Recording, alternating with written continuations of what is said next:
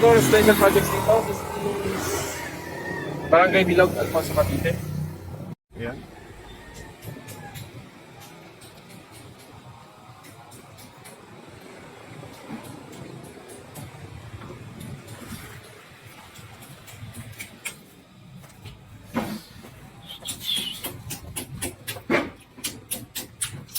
Padahan. Anong pasoy po? Yup. Go po, man. Sino po, man?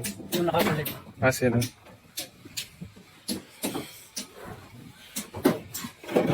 Ilan tao, Neil? 10.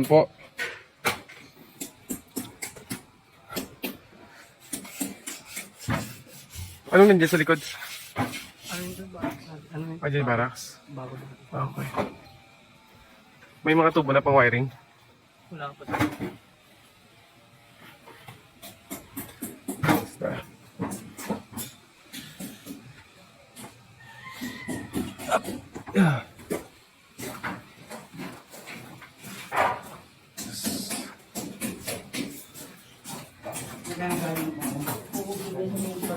Slab partially. Partial slab. Yung gala saan? Ay, di ba nagagawa yung gan? Nakal? Oo, bakal sir. Okay.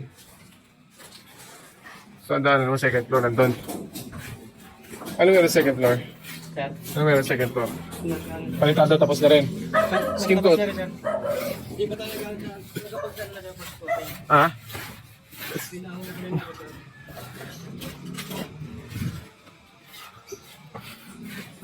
Orderin mo na yung bakal para sa hagdan. Mawiling natin. Sige, friends. Kung kasi tinanong ko ng ano. Ah, dyan na.